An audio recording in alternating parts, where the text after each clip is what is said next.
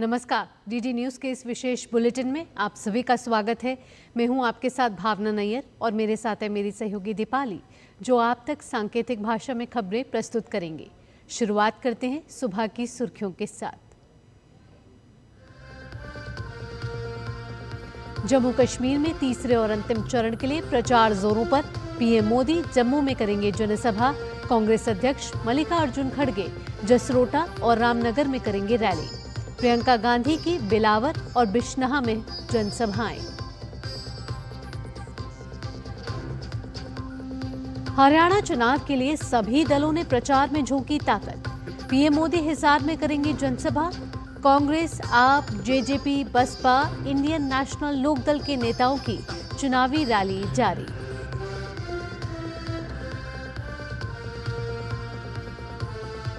राष्ट्रपति द्रौपदी मुर्मू आज तेलंगाना में हैदराबाद के नालसर यूनिवर्सिटी ऑफ लॉ के 21वें दीक्षांत समारोह में होंगी शामिल। सिकंदराबाद में भारतीय कला महोत्सव का करेंगे शुभारंभ।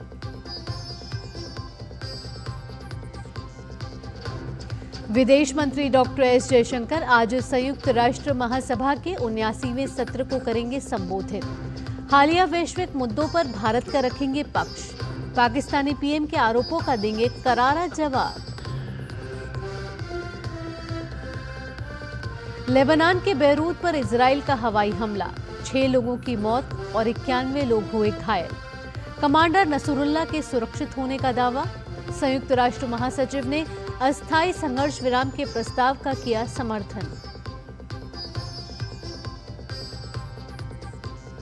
कानपुर टेस्ट के दूसरे दिन आज बांग्लादेश अपनी पहली पारी के स्कोर 3 विकेट पर 107 रन से आगे खेलना करेगा शुरू। कल बारिश के कारण केवल 35 ओवर का हुआ था मैच।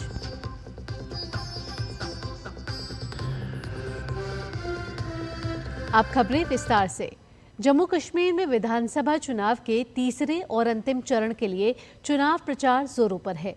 प्रधानमंत्री नरेंद्र मोदी आज जम्मू के एमए स्टेडियम में भाजपा की विजय संकल्प रैली को संबोधित करेंगे। रैली में जम्मू, सांबा और कठुआ जिलों से हजारों की संख्या में लोग शामिल होंगे। पीएम मोदी की रैली को देखते हुए सुरक्षा के पुख्ता इंतजाम किए गए हैं।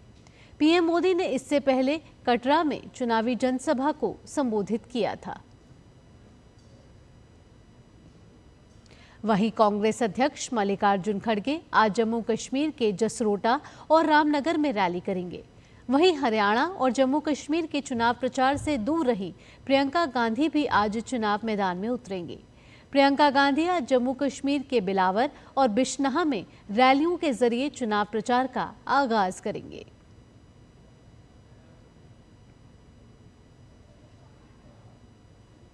हरियाणा में एक चरण में होने वाले विधानसभा चुनाव के लिए प्रचार जोरों पर है। प्रधानमंत्री नरेंद्र मोदी आज हिसार में दोपहर बाद जन आशीर्वाद रैली को संबोधित करेंगे। हरियाणा में पीएम मोदी की ये तीसरी रैली है। पीएम मोदी की हिसार में हो रही रैली 6 जिलों में भाजपा प्रत्याशियों के पक्ष में माहौल बनाएगी। भाजपा इस रैली की बदौलत बांगर की 23 सीटों पर समीकरण साधने की उम्मीद लगाए बैठी है। भाजपा के अलावा अन्य दल भी चुनाव प्रचार में जुटे हुए हैं। कांग्रेस की तरफ से पूर्व मुख्यमंत्री भूपेंद्र सिंह हुड्डा और उनके सांसद बेटे दीपेंद्र हुड्डा चुनाव प्रचार में दमखम से डटे हुए हैं। वहीं कुमारी शैलजा भी चुनाव प्रचार कर रही हैं। आम आदमी पार्टी के नेता अरविंद केजरीवाल आज कैथल के बालू में जनसभा को संबोधित करेंगे। वहीं जेजेपी, इंडियन नेशनल लोकदल, बसपा समेत अन्य दल भी प्रचार में जुटे हुए हैं।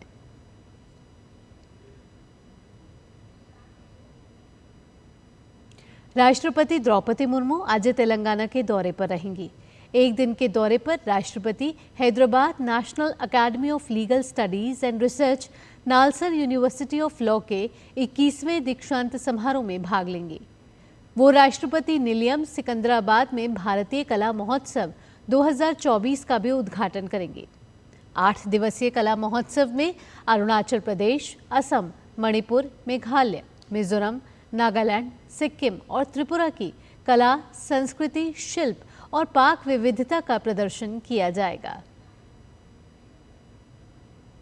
उपराष्ट्रपति जगदीप धनखड़ आज जयपुर के 1 दिवसीय दौरे पर रहेंगे। इस दौरान उपराष्ट्रपति इंडिया इंटरनेशनल स्कूल के शिक्षकों और छात्रों से संवाद करेंगे। केंद्रीय सड़क परिवहन और राजमार्ग मंत्री नितिन गडकरी आज महाराष्ट्र के नागपुर में नागपुर हैदराबाद राष्ट्रीय राजमार्ग 44 के किनारे oxygen bird park Amrit Mahotsav park का लोकार्पण करेंगे। आपको बता दें कि ऑक्सीजन बर्ड पार्क भारतीय राष्ट्रीय राजमार्ग प्राधिकरण द्वारा विकसित एक पर्यावरण पहल है। पार्क को प्राकृतिक पक्षी आवास और स्थानीय लोगों और पर्यटकों के लिए एक मनोरंजक स्थान के रूप में डिजाइन किया गया है। जम्मू कश्मीर के कुलगाम जिले के आदिगम देवसर इलाके में आज तड़के आतंकियों से मुठभेड़ शुरू होने की खबर आ रही है। सुरक्षा बलों और आतंकियों के बीच मुठभेड़ जारी है। 2 से 3 आतंकियों के छिपे होने की आशंका है। विदेश मंत्री डॉक्टर एस जयशंकर आज संयुक्त राष्ट्र महासभा के 79वें सत्र को संबोधित करेंगे।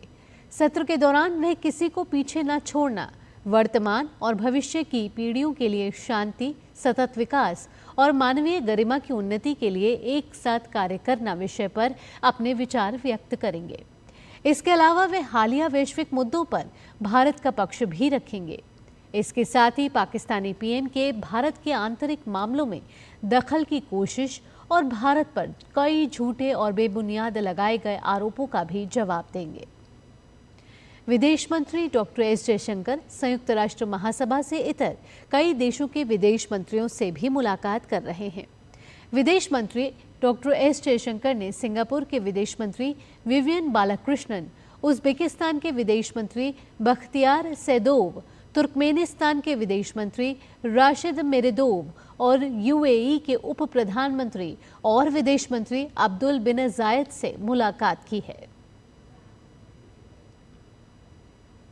आगामी त्योहारों के दौरान लोगों को अपने के करीब पहुंचाने के लिए भारतीय रेल पूरी तरीके से तैयार है। दुर्गा पूजा, दीपावली और छठ पूजा के दौरान ट्रेन में होने वाली यात्रियों की भारी भीड़ के मद्देनजर भारतीय रेल ने 1 अक्टूबर से 30 नवंबर के बीच 6000 से अधिक स्पेशल ट्रेन चलाने की तैयारियां पूरी कर ली हैं।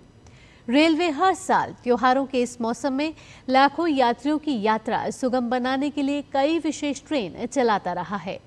आपको बता दें कि बीते कुछ सालों की तुलना में विशेष ट्रेनों के परिचालन में धीरे धीरे उल्लेखनीय वृद्धि आई है। पिछले साल इस मौसम में 4429 स्पेशल ट्रेन चलाई गई थी। इजराइल ने कल लेबनान की राजधानी बेरूत पर हवाई हमला किया है।